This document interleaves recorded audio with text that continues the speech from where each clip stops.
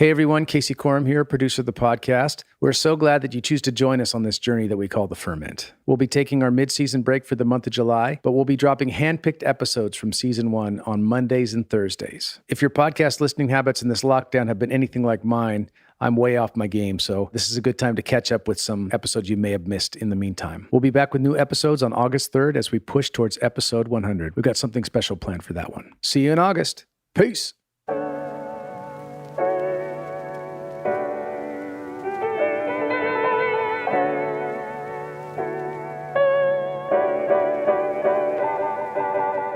If you had come to me and said, oh, Jesus wants you to care for the poor and all that, I go, well, I get that, but, we actually don't really have that here, so maybe it's not something we can really explore or understand. But I knew in that moment, this couldn't be about calling the church, trying to start a program, whatever. Like, we weren't even thinking about this stuff. So I just went home to Anita, my wife, and we just thought, well, what can we do? It's just kind of, who do you see and what do you have? So we just started pulling stuff out of our own cupboard and grabbing a few blankets off the spare bed. And so that was kind of like the little embryonic start, and then it just starts rippling. And knowing that we'd never graduate from that. It's not, well, I can put my time in with the poor for 4 or 5 years and then move on to other aspects of leadership or the gospel or church planting or mission or whatever. Like that for us is always right at the heart. And then especially as worshipers and people that care about worship. And then as we did eventually become actually part of the Vineyard, understanding, wow, if this is really deep in our wheelhouse and part of what we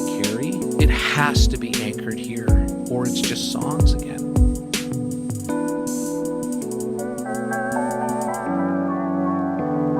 The Ferment. You're listening to the Ferment Podcast, conversations about worship and transformation. Today's guest is David Ruis. David is a well-known songwriter, worship leader, and pastor. David also brings leadership to the Vineyard movement in Canada.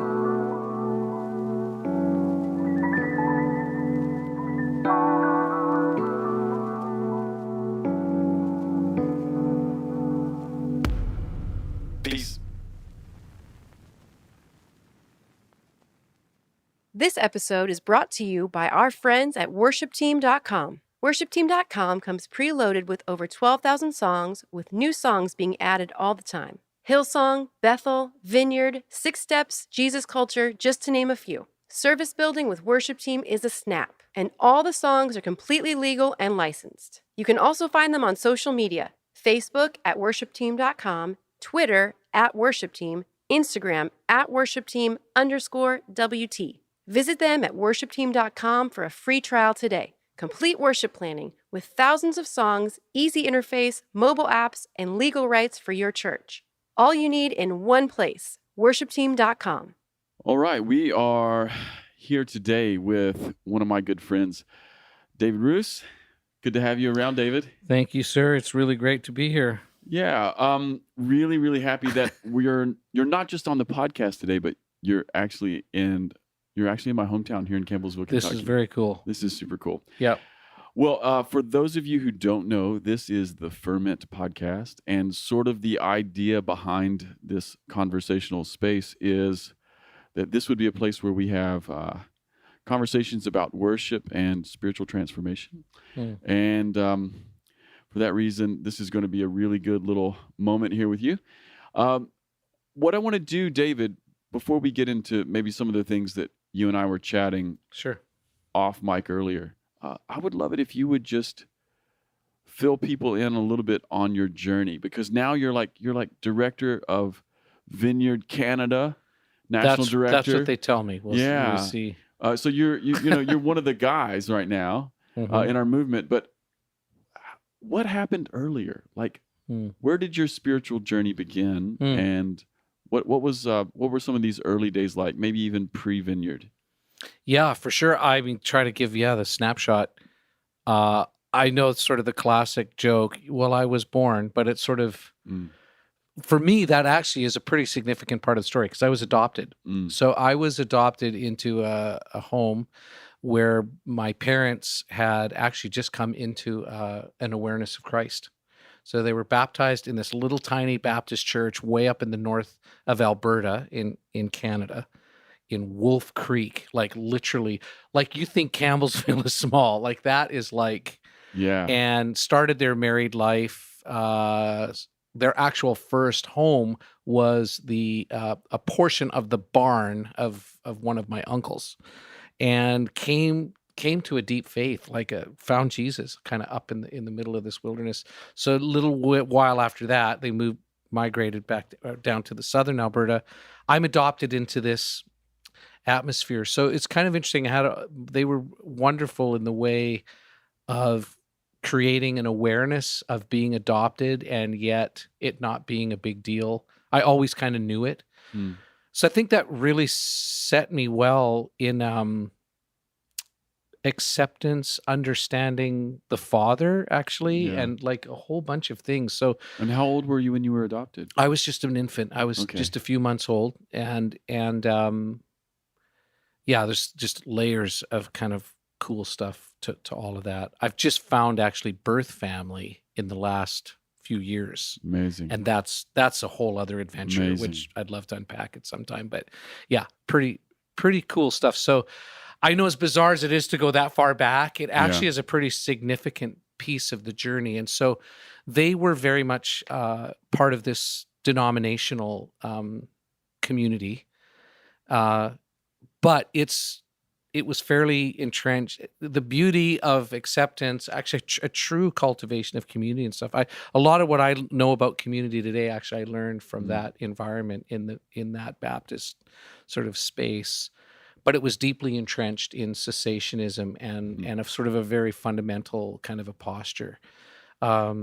So I wasn't sure what to do. I launched into, I had a few options in front of me, but the other sort of intriguing thing, parallel with sort of kind of a fundamental background, was a classical background musically. Mm. So I never played in a garage band. I didn't do all that stuff. I was actually on my way to become part of the Southern Alberta Opera Company or choose to go towards vocational ministry. It was one of those decisions. And if you were choosing between the opera company, what did you play?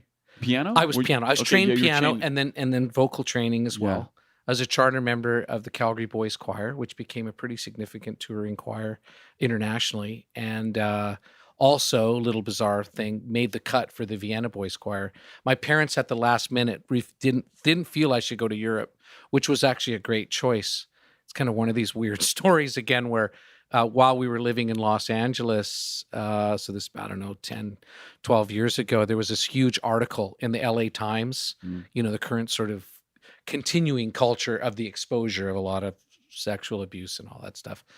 But there was this really dark window in the history of the Vienna Boys Choir where there was a lot of abuse going on. And I kind of looked at the day. It would have been the exact time that I would have actually been over there. And your parents sort of just said, held back. maybe My not- mom maybe had that's not this for us. really crazy intuitive gut thing, which now she fully realizes is the Holy Spirit and has cultivated that in a wonderful way. My parents kind of really came along with us on this journey. Okay, so they began as cessationists as well, but then something Yeah. changed for them. Yeah, we planted a church in the mid-'80s, Baptist church, and went to Anaheim in '87 and just got blown up. How did you even find out about Anaheim? Well- Or the Vineyard. For those who don't know, that's like the beginnings of the Vineyard. Yeah, pretty much. Yeah, towards the beginnings for sure. Yeah, there was a fella in the Vancouver area, a guy named George Malone, who had encounters with John Wimber and brought him up into the Canadian context the first time. I think it was like, I don't know, wherever it was, 84, 85, something like that. And a few of my friends were really impacted there. And I had no grid for any of this stuff. There was also a prof in my school who had been part of Wimber's very first MC 510 class in Fuller.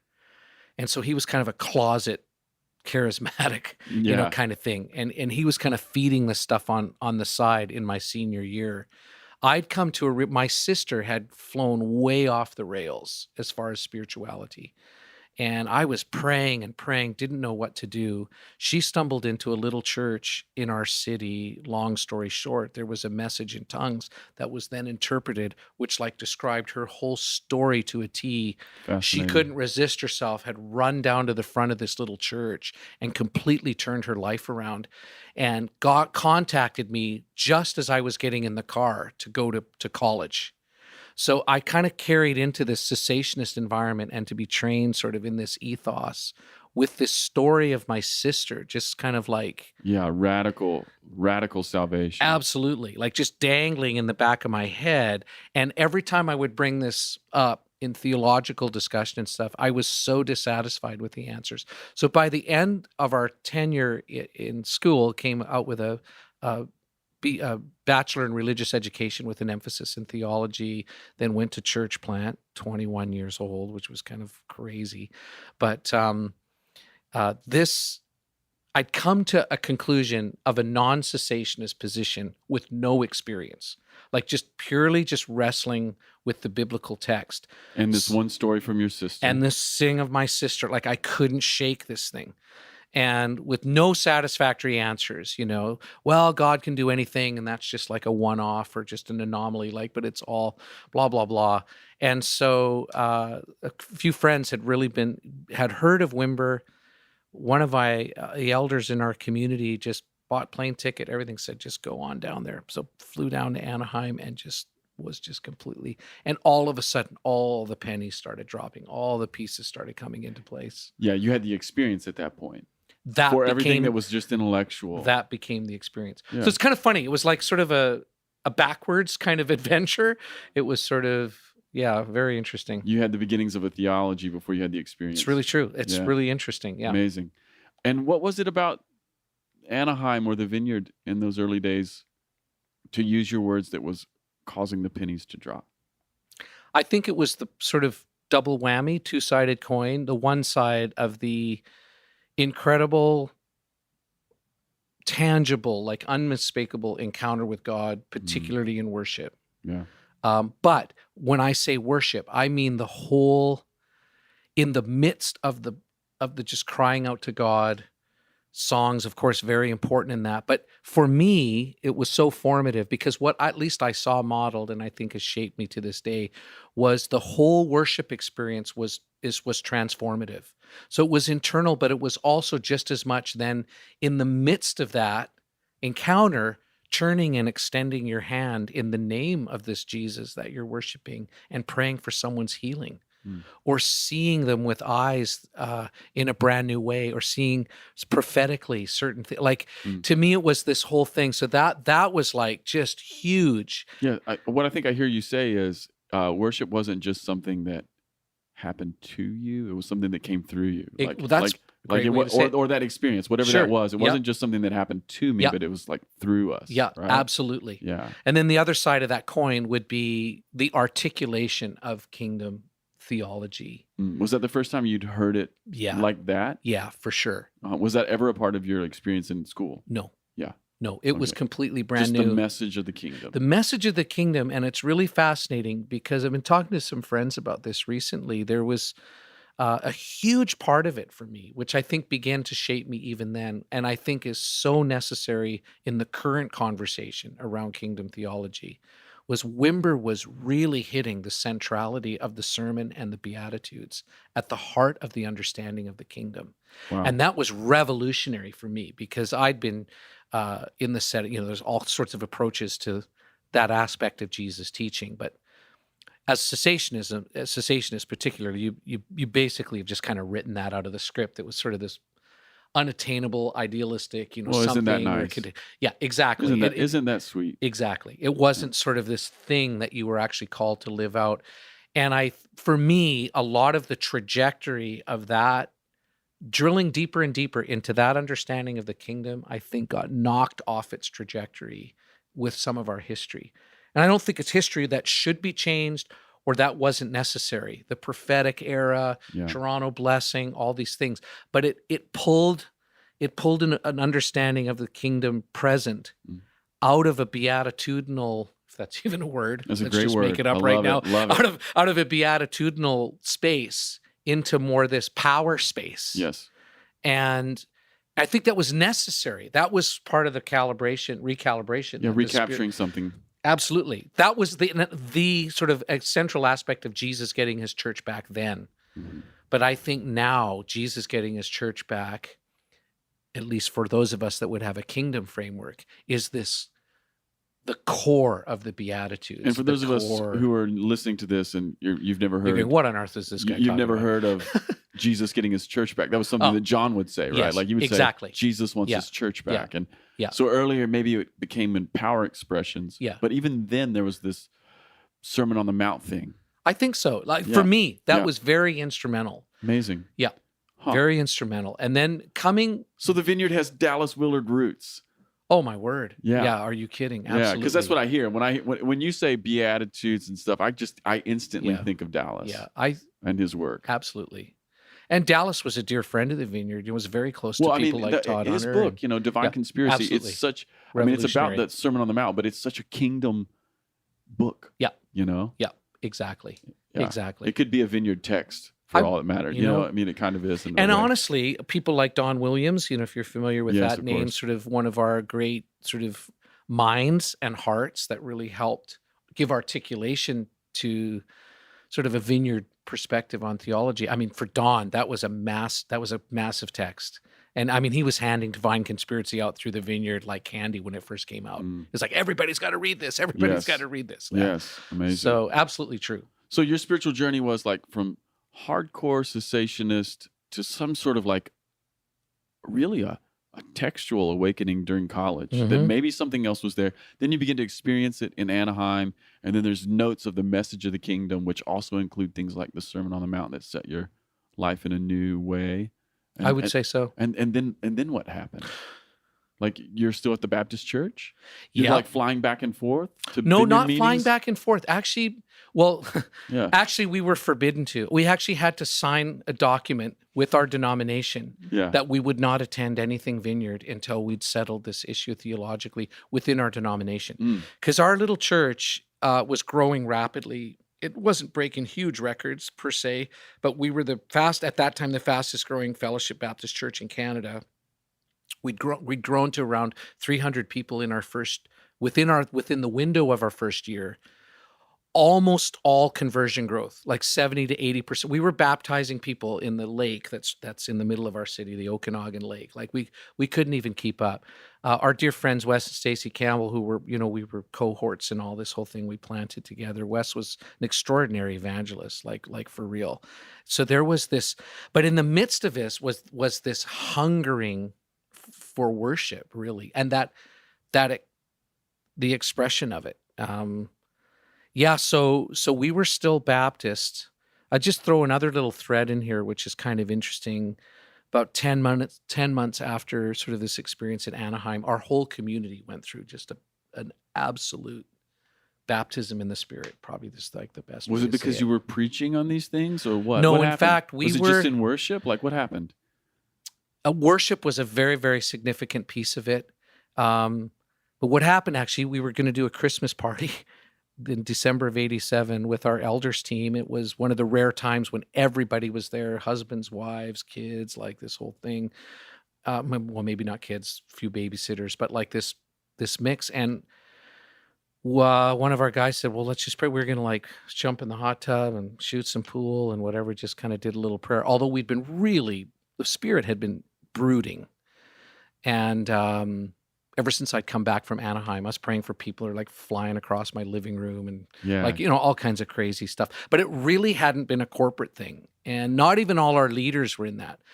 But we went to pray, and all of a sudden, it's like the Spirit just fell in the room. We had one of our big boys, one of our big elders, sitting on a love seat, and he didn't go up and down. He literally, I looked at him, and he physically just went right down and completely broke the frame of the furniture he was sitting in and just crashed down onto the floor. And we just started wailing and crying. There was prophecy. It was like, and we had nowhere to stick this. Yeah. So what happened to you as a pastor in that moment? Like, yeah, we were all discombobulated. Amazing. Yeah, all really discombobulated. Slowly brought it out kind of to the church.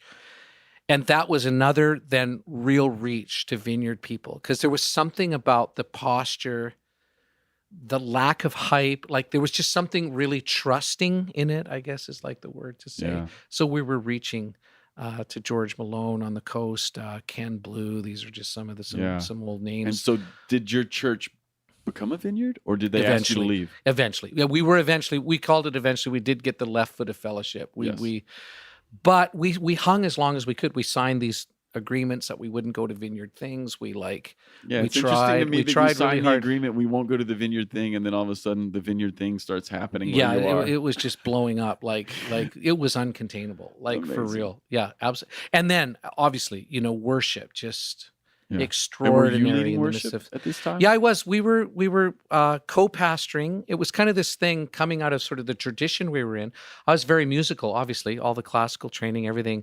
But I never saw music as part of. If you were called to the gospel and you were Yeah. called to the church, that Yeah, like I didn't want to. Yeah. I didn't want to, lead Easter cantatas for the rest of my life. Like I was like just dove into preaching, into that kind of proclamation, and then it was this amazing experience. And Wimber was so helpful in this stuff. Who's got more authority in the community, the preacher or the worship leader? Wimber's answer was always, well, it depends who's got the mic at any given time. Yeah. Like we carry these things in tandem and walk them together. And so this whole creative side and musical side and writing side of who I was just burgeoned, just like And came alive. is this when you started writing songs? I had started writing a little bit in college outside of the classical box, but it wasn't what I would even call worship. I mean, it was very heartfelt. Yeah. Worship began there, and one of the first songs that came out of that time was "You're Worthy of My Praise." Yeah. Yeah, it was just this. How old were you? I would have been 23, 24, Yeah. somewhere in there. No, 20. Yeah, right around Yeah. there, 24. And so that was maybe the first song that you would call worship.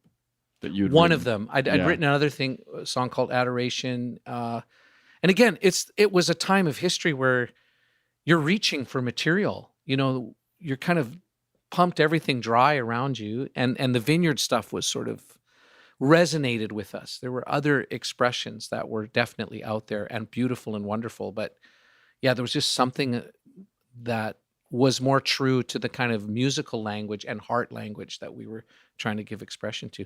But even with that, you're running out of, Yeah. There's no worship industry. not then, No. not like it exists now. Yeah. You wouldn't have even thought to be No. a part of that. No, Yeah. no. And then you're predating, internet, all that stuff. Yeah. You're kind of just reaching from an other place, different place of desperation at some level. But then in the midst of that, I'm at the back of the church one day. One of the young guys. I could never tell anyone how old I was because you had to pretend you were older. So one of the young guys was probably the same age that I was, but I'm training up, mentoring a guy named Malcolm. Was up leading worship, doing a beautiful job. I was leaning against the back of the church, and this would have been right at the end of '87 in this same year window, so a long time ago. Some of you listening to this weren't even born. That's right. But I'm leaning against this back wall, and I heard as clear as a bell. I didn't understand it, but I heard it. The fragrance of worship is justice, and where there's no justice, there's no fragrance. And it was like I got punched like right in the gut. Did you have any idea in the moment what that meant? No, I just crumpled down. And I was weeping, but I was like, what does that even mean? So being a good Baptist boy, I just started drilling into the text, and it was like, oh my word, this is everywhere. Yeah. Most particularly the Amos 5 Yeah. fragrance text, and then away with the noise of your songs, Yes. which was like this very disorienting, very, very disorienting. I woke up the next morning and had a series of almost like a rolling slideshow of the poor, multi-generational, multiracial, different. It was weird. I couldn't stop it. It was just like a rolling thing. I was in the shower, actually. I was in this rolling thing, and I just crumpled down, And I came out of the shower. It's the funniest thing I don't know if I've ever told this story outside of, a few little contexts or friends. But yeah, I started driving around our city and I was just like I was just like, what's going on? So the beauty of this encounter with the Spirit, like it was alive and vibrant, and yet this thing you knew even with that, there was something missing, at least for me. Mm. And I pulled into one of the largest Pentecostal churches in the city at that time, was good friends with the pastor.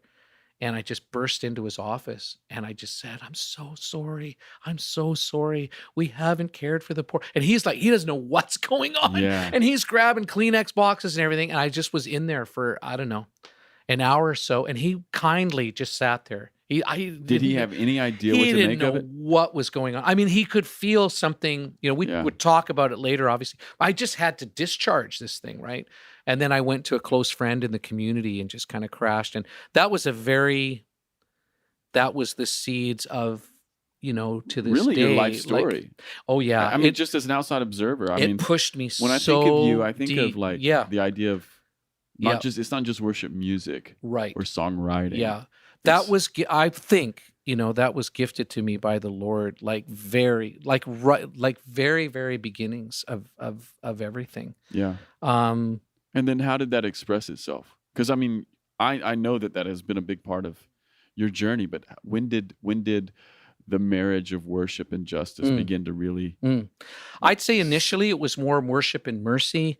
Through study, reflection, experience, you begin to move deeper into the actual turning yourself towards challenging systemic issues as well as trying to bring change there, if that makes sense. But the initial right away, I'd driven by a set of motels on my way to our church office every day, for however many years,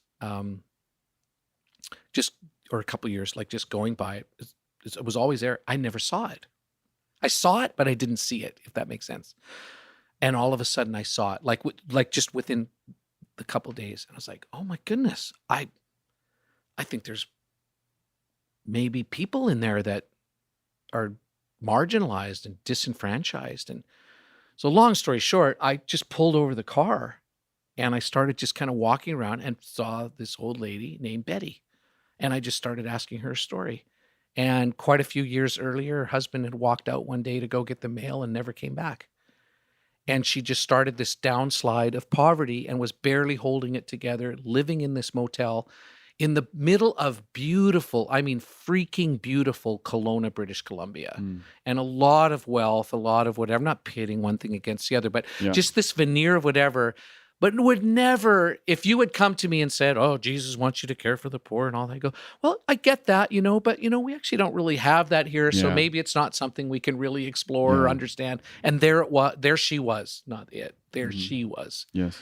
But I knew in that moment, this couldn't be about calling the church, trying to start a program, whatever. Like we weren't even thinking about this stuff. So I just went home to Anita, my wife. We had 2 little daughters at that time, and we just thought, well, what can we do? It's just kind of, who do you see and what do you have? So we just started pulling stuff out of our own cupboard and grabbing a few blankets off the spare bed, and started this beautiful relationship with Betty, which a few years down the road led to her own personal awareness of Jesus and stuff, which was kind of cool. But that wasn't even necessarily even what it was about even initially. So that was kind of like the little embryonic start, and then it just starts rippling. It starts rippling, and I think in a very healthy way, just different friends just kind of coming in the wake of that, and then eventually found some sort of infrastructural and programmatic kind of gears that could give people on-ramps and that sort of a thing. But we've always tried from that very, very first moment to make it more about us, and knowing that we'd never graduate from that. It's not, well, I can put my time in with the poor for 4 or 5 years and then move on to other aspects of leadership or the gospel or church planting or mission or whatever. Like that for us is always right at the heart. And then especially as worshipers and people that care about worship. And then as we did eventually become actually part of the Vineyard, understanding, wow, if this is really deep in our wheelhouse and part of what we carry, it has to be anchored here, or it's just songs again.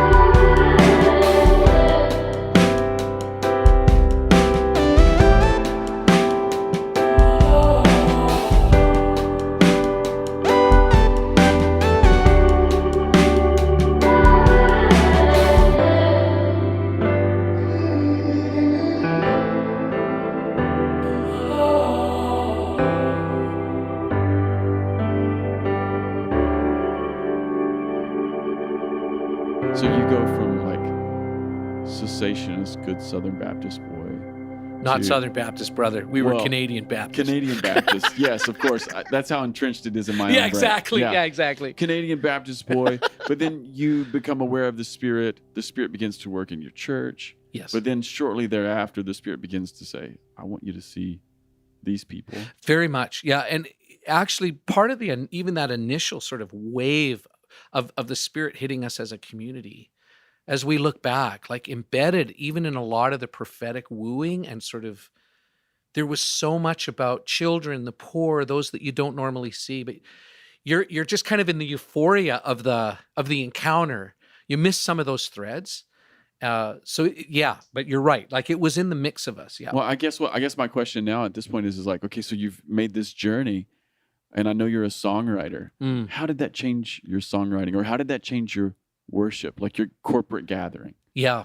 Good Did it? question. Yeah. You know, it's a bit of a leading question. No, but no, I would assume it changed Yeah. what you put on paper. It did for sure. Yeah. You start writing with an awareness of the other. Hmm.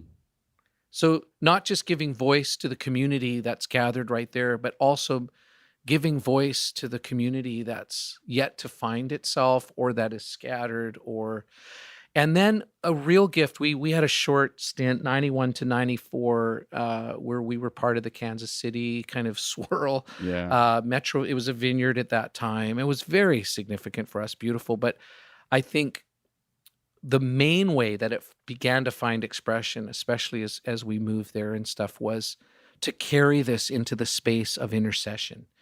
And so that was kind of another aspect of worship for me that had this, there was an attraction to sort of the prophetic kind of wild edge of the creative experience as well as sort of worship. But this kind of gave it for me at least, like an anchor spot. And it was like, oh, this could really be unto something. Yeah. And you know, calling out to the throne, but also this sort of the power of sound, of lyric, of melody, however the Spirit breathes into that actually becomes a part of the trumpet for justice, Yes. but also the movement of it. Like Walter Wink, I'm not sure if you know his stuff. You know, the South Africa. You know, he's like history. History is in the hands of the intercessors. Yes. You know, and I think that's really true. But again, in that very grounded, dirt under your fingernails kind of way. But you can't touch, in my opinion, that the depth of that kind of intercession without being with people and incarnated into some of those spaces. I think that's really important, isn't it? It's not just to pray, but be willing to let God use you as an answer at certain Exactly. point, you know, Yeah. not to be too grandiose, but you know what No, I'm I trying to understand. get at. It's like we Yeah. But God, then again, it informs the song, and it informs the prayer or the lyric. Yes. and you begin to call out from a place of solidarity versus from a place of sort of distance. Yeah. To me, that's the beauty of Yeah, the that's history actually of wonderful. American musicology is the black spirituals, the sort of this. I mean, you have the same thing coming out of the hovels of Soweto, or some of the deep sounds that come out of some of the Asian hills, where there's a lot of oppression. You find this rhythm resonant sound that is this deep cry that is full of hope and longing, and yet saturated in lament, So I don't know if that even makes sense what I'm saying, but it's this. Yeah. There's something there that actually begins then to become. It begins to shape culture. So if you look at rock and roll, even blues, Oh yes, measure all of those, bluegrass, all that, the root system is the black spiritual. Yes. Like it spawned all of that sort of expression and Isn't that creativity and interesting? From the place of injustice absolutely. comes And- it's a corporate sound again, isn't it? There you go. I fully agree. Yeah. Yeah. And then it just keeps permeating wider and wider into culture in new forms. I think so. Yeah. While you were talking there, it also is interesting to me that because you were talking about like worship and justice. We've been talking about that for a moment. That even in maybe the more secular arena of justice work, there's oftentimes like a protest song. Like they go together, don't they? They really do. I mean, we're talking about a kingdom context, but those resonances go further out than we think. Exactly. I mean, those songs are deep in even our own country's history. And that could be evidence. Actually, just riffing off this, like, could that be? Let's ask the question. Could that be evidence of? Yes. That's where the kingdom's breaking in. Yes. Like it's actually evidence of the kingdom at work. Yeah. And so how do we see what the Father is doing in the midst of that sound and in the midst of that space and come alongside it or cultivate it or welcome it into the larger vocabulary and expression even of the church? The little breadcrumbs that show the way a little bit. Absolutely. That's amazing. Okay, so you were in Canada, you came into the Vineyard, and then you were in Kansas City. All of this stuff is just alive in you. Yeah. And then I know that you went back to Canada, right? Yeah. To Winnipeg? Yeah. And I know that you guys did major justice work there. Yeah. Okay. Can you just tell us, what was that about? Or what was that like?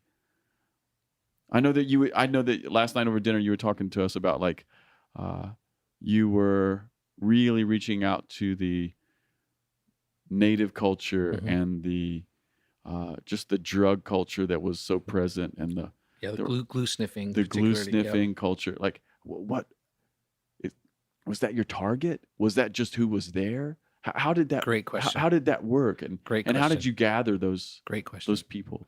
Yeah, I think we'd been enough in our journey distilled. Now it's really interesting to get this too because we moved to Winnipeg, the heart of the city, in '95. So, like for real, the intensity and vibrancy of the Toronto blessing renewal, all that. I hope if people don't have a reference for that, I mean, it was just another intense sort of moment in Vineyard history where there was just that's when we went there. So it was kind of this interesting combo of I knew sort of our life's calling was kind of in a next season, a next step. And the question was, do we step into the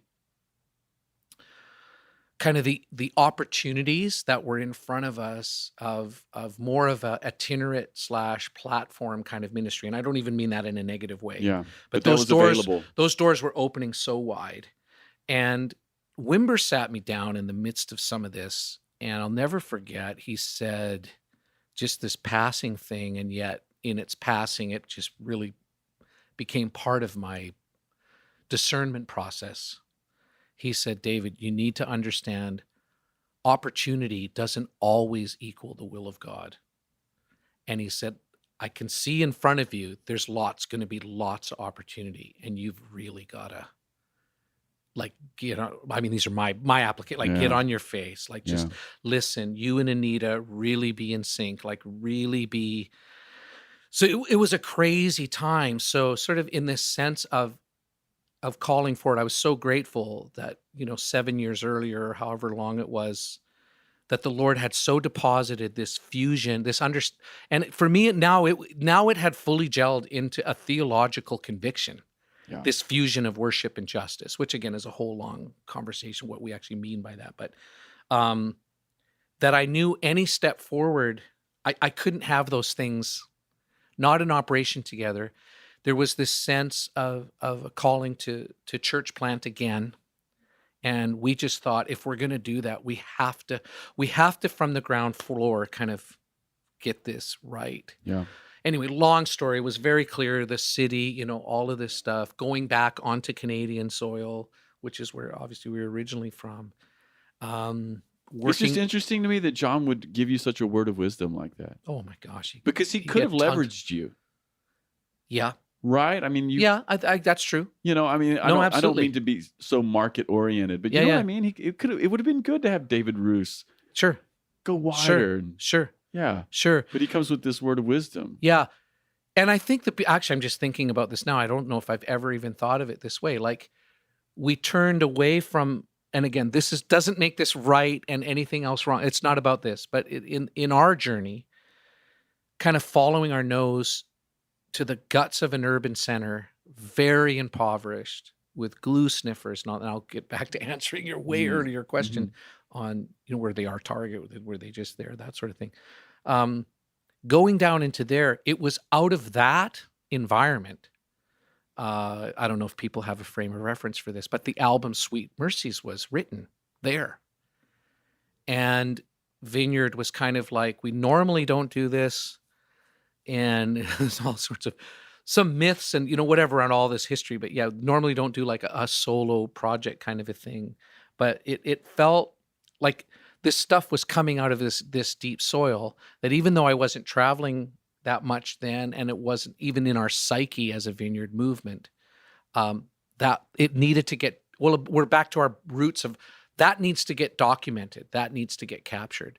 So if you're familiar with that album at all, there are a few kind of out of the box things in it, especially for the time. Whenever it was, Yeah, it was on the edge. Oh yeah, like, starts with a very non-corporate sort of unpacking of the Psalms, just kind of a half read, half sung, sort of thing. And then some really great corporate tunes like in the mix of it. But yeah, it was a little kind of out of its sort of moment. That seems to be the way I am. But anyway. The canvas that came on was Winnipeg. Was the streets of Winnipeg amongst glue sniffers, like this whole thing. So that step was like a further pursuit of my calling in worship, to tell you the truth. Now, always blended with church planting, other aspects of serving community through different aspects of leadership, but worship always like really central in that. And so we knew we were to go into the heart of the city, knew we were supposed to go into the heart of the country. There's layers and layers to that story, but like, so stepping in there, and I think I can say, like, with a real purity and a clear conscience, we just went where we felt the Lord wanted us to be, and we just found out who was there. Yeah, and this community was just they were there. So here's maybe a fun story. So there was we made some friends. We didn't know anybody in Winnipeg at all. There were no vineyards in that part of Canada at that time. We kind of pioneered vineyards into the center space of Canada. There were vineyards in the east, vineyards in the west, and really nothing in the middle, Saskatchewan, Manitoba. That whole space was just a vineyard-free zone sort of a thing, which was interesting that we went in and started there in an urban environment in probably the most rural part of the country. It's kind of interesting. Yeah. But went down into this context, and long story short, I'm introduced to a gal named Susan Chief, and not a follower of Jesus, single mom, barely hanging it together, did have a really beat up little broken house right in the heart of our city, which then, of course, became the safe haven for dozens and dozens of relatives, friends, everybody that were bouncing up and down from street level, blitzed out of their minds on glue and various things, children just bouncing all over the place. But I met Susan. I said, "Hey, Susan," like, this for real. Like, "Hey, Susan, I need friends. Like, I'm new to town. Like, what if, I'm not going to bring alcohol, because I know that's like a major trigger, like, for everybody. And I just can't facilitate that.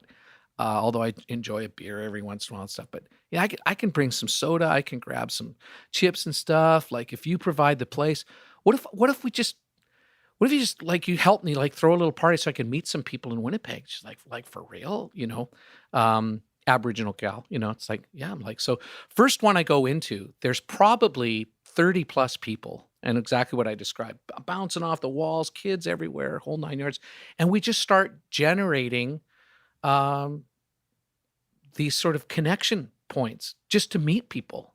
Yeah. And we're still in the sort of formative kind of stages of the church plan, if you will. But for us, this was as much the church as anything. In fact, it is the church, right? Yes. So anyway, long story short, I'm sorry, you're triggering all these memories, man. Yeah, no, this is a huge story. So it's like really cool. So one day I'm sitting with them and I just get this thought, and I realized later, I think it really was the Holy Spirit. But I said, do you guys pray? And the whole place is just like, what do you mean do we pray? Like they actually got kind of upset. Yes. They were like, I can't like pay the bills. I got 4 kids from 4 different That's men. all we do is pray. Exactly. We go to bed every night like weeping in prayer. We don't know where it's going or what it's doing, but are you kidding me? And I had this little thought. I said, hey, let me tell you a story. I said, way back in the early days of all this stuff. So if you guys can get your heads here, Yeah. pre-white man's religion, pre any of the crazy crap that you all went through. Okay, so these are mostly 100% First Nations. Okay. 100%. Oh, amazing. So totally. You're the white guy. Then. I'm the white guy. Yeah. Amazing. And I said, so if you can get your head, predate all that stuff, and actually the birthing of what we would understand, what gets shaped in community, in faith, and everything as we follow Jesus, actually is not white, blah, blah, Yeah. But it's like, so if you can get your head there, let me tell you this story. So there was a guy crying out to God, and, it's the story of Cornelius and Peter. And I kind of play it out, right? And I go, oh my goodness, you guys, I think I could be the guy in the story that showed up because you were praying, this Cornelius, this God-fearer, it says in the text. F.F. Bruce, makes it very clear. Yes. He's not Jewish. He's not like, but he's calling out. Yes. The cool thing in the story, he's also giving alms to the poor. Yes. But so I said, what if worship and justice again? Yeah, exactly. Yeah. And I'm like, what if my family moved here because you guys were praying? Yeah, you brought me here. They're like, what? We did this? I'm like, maybe. I think it could be. What if we went to figure this out together? Anyway, it was this like amazing moment. Boom. Yeah, lights are on. So much exploded. So the fun part of this, within the next couple times, I got this idea. What would it sound like? There's imagery around Jesus and in the biblical like stories of rivers and all that. A river was very significant to Winnipeg. The Red River like flows right through the heart of the city, and we're very close to the Red River at this time. And anyway, all kinds of stuff there. I said, what? So she's Cree, mano sapi tapamibide, like let the river flow. And I'm like, oh, that's so cool. Yeah. So we just start kind of riffing on this thing with this. I mean, half the room is bombed on sniff, a whole bunch of others. Church now? No. This is back in this house. This is at the party. We haven't. Huh? This is at the party. Yeah, one of the parties. Like this is like, 4 or 5 down the road. And we haven't, I don't even think we'd launched public services yet. And let the river flow. So I don't know if you know that. So, of course. So it's like, so the cool thing was this. Susan Chief is a co-writer on that. No way. 50%. And renewal has just hit. That song goes on to Sweet Mercies. And, it was insane. I mean, there was some significant revenue coming in. So it's like so fun to watch, this is an image. Like I didn't like lurk around her house, but like to know she was going to the mailbox. Yes. Every quarter. Yes. Pulling this check out. She's not even a quote unquote follower of Jesus yet. She's not bad, and she's getting remuneration from Vineyard worship. Amazing. I know, it's like so fun. And that put food on her table, on so many other people's table. Like I've never heard this story I know. before. There's all kinds of crazy stories like this. But yeah, isn't that like amazing? And so it was so deeply embedded. So in who we were in our story. Your songwriting is deeply connected to those people, to those stories. to that moment? Every move I make, we were in Johannesburg, and I'd met a guy named Trevor. He's still in the Vineyard movement, and we're doing the conference, over here, this big Wimber thing, and I just thought, I got to taste something. I got to taste, so Trevor takes me into Soweto, like behind the thing. I mean, that was life changing. I mean, just revolutionary, just going down into that community. And then we're over in Johannesburg. We're in this little beat up gymnasium, and I'd just gone to a Johnny Clegg concert. So I'm just like freaking, Savuka and, all that stuff. So it's like, really, I'm just pumped, so we're in this thing, and there's Zulu dancers, like with sticks, like the whole thing. Yeah. And I'm watching this, and I can just hear this thing in my head. No, no, no, no, no, no. It's never been recorded the way that I actually really experienced it and what it was birthed out of. And for those of you who are not in the room right now, David is doing the motions. He's doing the motions. Yeah, exactly. To this dance. Yeah, exactly. So you might be familiar with the song, like Every Move I Make. So like it's so fun to have some of these things that have found some wings, like in the larger church. And it's not the most sophisticated song. It's not the whatever, but it certainly captured the imagination of a lot of people. And then very rewarding, really got into the vocabulary of children's worship, like in kind of a very cool way, I think. But yeah, it was birthed in a gymnasium in Johannesburg with Zulus, like just again, this cry. But again, you can have this justice cry and almost a measure of lament that has this. So that was the thing, right? Waves of mercy, waves of grace, like not just in the meeting or in the renewal or in this context, but like, let the waves just crash. Everywhere I look, I see your face. I mean, I'm in the heart of Soweto. Yeah. They don't even have running water, no electricity. And I'm seeing Jesus more there than anywhere else. Yeah. It's like, wow. That's Anyway, the real message of the kingdom, isn't it? I agree. It's the God is always at work. Yeah. In every place, with every people. Yeah. No matter the situation. Yeah. That really confronts our charismatic ideas of God's activity, doesn't it? For real. Yeah. Yeah. It's easy for us to think as charismatics that he's only at work in the healing. Right. Or the breakthrough. Right. Yeah. But there's this other side. Yeah. Yeah. That's amazing that it's just touched your music over and over. I think so. I hope so. No, I think it is. I mean, these stories, David, I've known you for a while and I've never heard these stories. So that's really great. Dang. That's great. That's really great. Well, here's what I want to do, because we've kind of because we've gone all over the place. We've sort of absorbed our time. I want to ask you two more questions, and obviously we're just sort of like cutting this story short, so we'll have to do this again. Sure, I'd love to. Yeah, absolutely. But I want to ask you two more questions before we jump out. The first question I want to ask you is, I mean, you're a worship person, you're a writer, you're a pastor, you're leading the national movement in Canada. What would you like to say to the worship leaders, not just in the Vineyard, but just worship leaders? You know, this isn't meant to be propaganda. No, I understand. So just, this is further than the Vineyard. Yeah, absolutely. You've got some perspective. What do you want to say? I mean, you've already said a lot, but maybe there's something you'd like to say to this community that we're going to serve. Yeah, that's a good question. I like to think about it a lot more than just shoot something off the top of my head. But what comes off the top of my head great. is reach for community, and reach for the long play. So don't give up or don't get discouraged. Turn your face to the process of working things through with whether that's a cantankerous senior pastor or a community that doesn't fully understand your artistry or what you want to bring to your heart. So stay in a servant's heart without fully selling out, if you will. I know that's very loaded language, and people read all more probably into that than I mean, but you don't have to sell out to sort of become the cookie cutter person to be a success. Yes.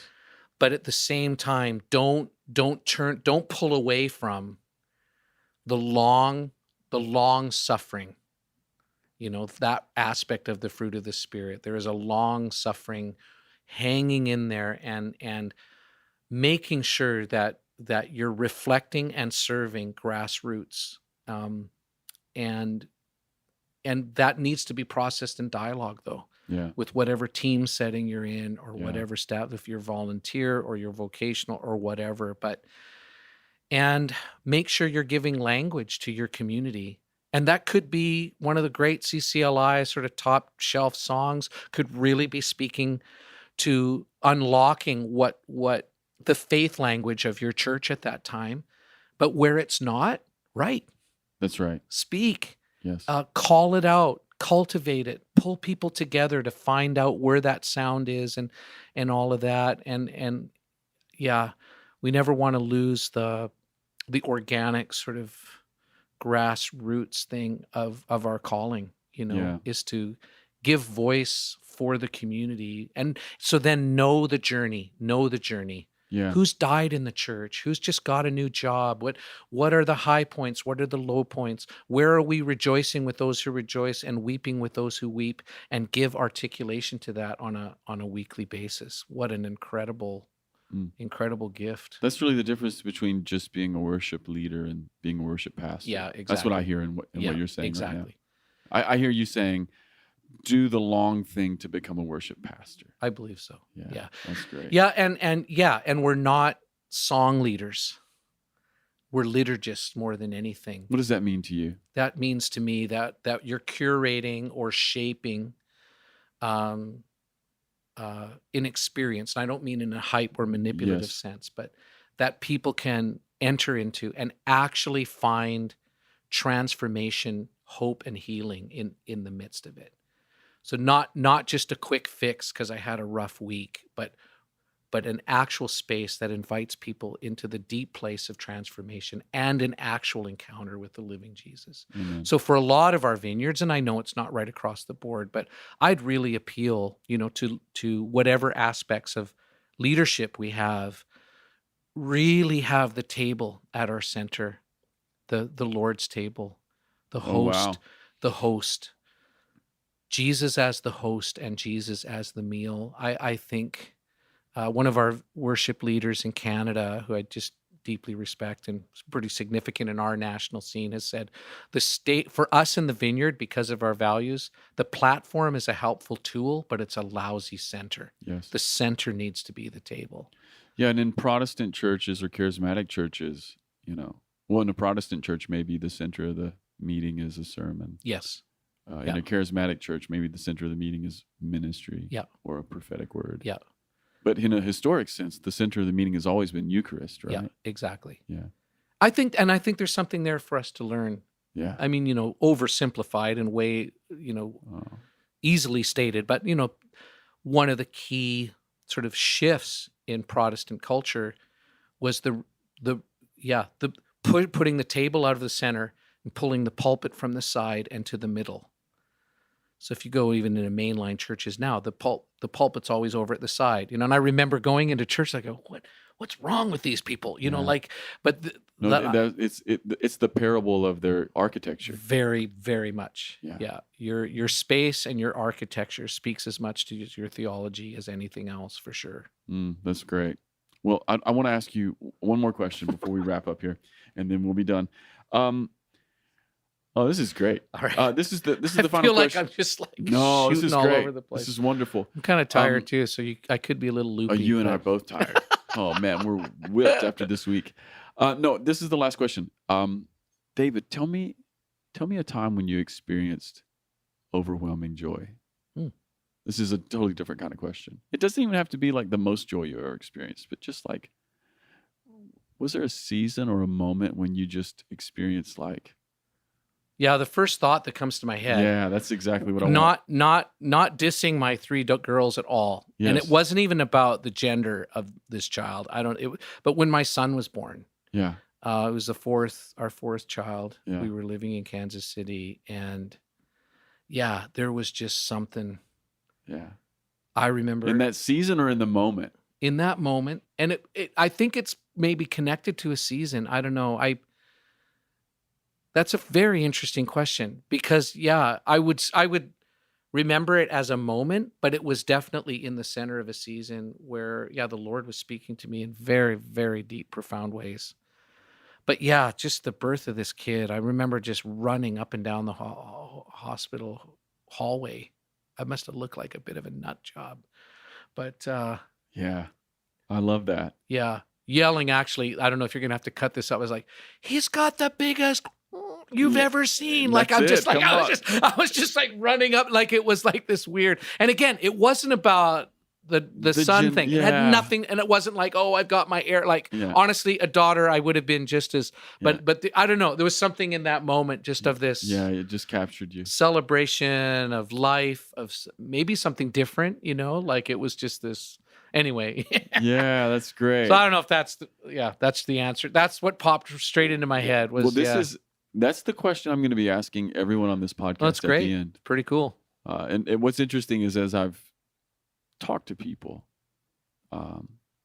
there's so much harmony in moments of joy. Like the kinds of things that come back. Yeah. They tend to be very similar. Yeah, interesting. Birth of children is almost always there. Isn't that interesting? Yeah. For real? Yeah. Oh, that's kind of fascinating. That's yeah, great. I've just been asking people this question for a few years now, and it oftentimes comes back to that. Isn't that funny? Yeah.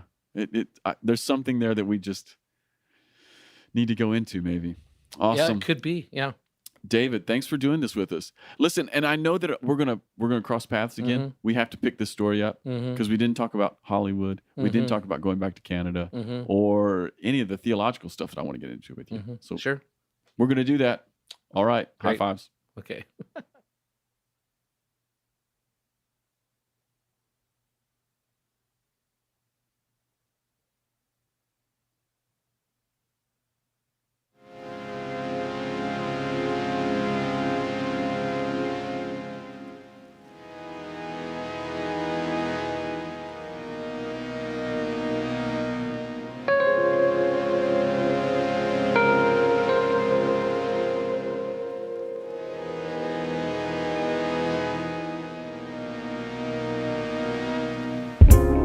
Hi, everyone. This is Melissa Keller, Events Director for Vineyard Worship. If you've been enjoying the podcast, I've got a couple of ways you could really help us. First of all, review the podcast on iTunes or the podcast platform of your choice. This helps more people find us. Also, connect with us on social media, Instagram at the Ferment Podcast and Twitter at FermentCast. Thanks for listening. See you next time.